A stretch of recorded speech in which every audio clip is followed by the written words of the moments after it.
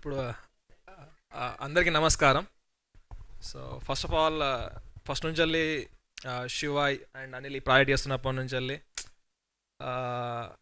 First నేను ఓన్గా produce చేద్దాం అనుకున్నా. బట్ టైం గడుస్తున్న కొద్దీ అండ్ G5తోనే మేము ఫస్ట్ టైం ఒక ఓటీటీతో ప్రాజెక్ట్ చేయడం.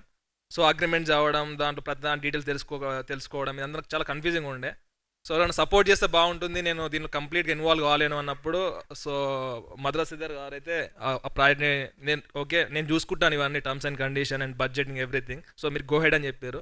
సో మెయిన్గా ఈ ప్రాజెక్ట్ ఒక స్టెప్ ముందుగా సాగడానికి అయితే మెయిన్ కారణం మద్రాస్ శ్రీధర్ గారు. So thank you sir. So అంటే ఆ స్టెప్ తీసుకోకపోతే మన ఎవరికి కాన్ఫిడెన్స్ ఉండకపోవు అండ్ చేయకపోతుంటే. సో దాంతోడుగా ఇదంతా షూటింగ్ జరుగుతున్నప్పుడు ఇంకొక బూస్టింగ్ ఏంటంటే దీనికి ఎక్స్టర్నల్ మ్యూజిక్ ఇచ్చారు చరణ్ గారు.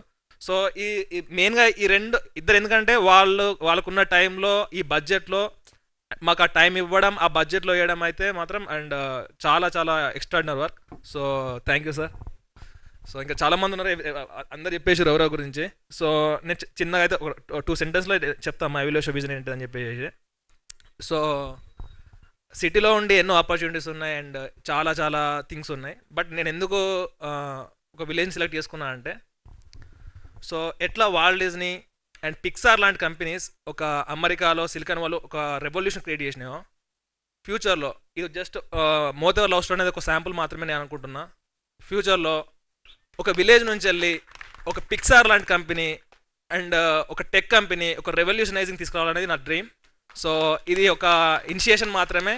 సో ముందు ముందు మైలేషన్ నుంచి వెళ్ళి అట్లాంటి వరల్డ్ క్లాస్ లెవెల్, ఒక Pixar level, Walt Disney level movies అయితే వస్తాయి. సో చలో ఇదంతా ఒక లర్నింగ్ స్టేజ్లో ఉన్నాం. సో అది ముందు ముందు మీరే చూస్తారు. Thank you so much. ఇంకొకటి, సో ఈ రెవల్యూషన్లో ముందు జరిగే ఈ రెవల్యూషన్లో వీళ్ళందరూ ఇనిషియల్ పార్ట్. సో వీళ్ళకి ఎప్పుడు చరిత్రలో స్థానం ఉంటుంది. Thank you.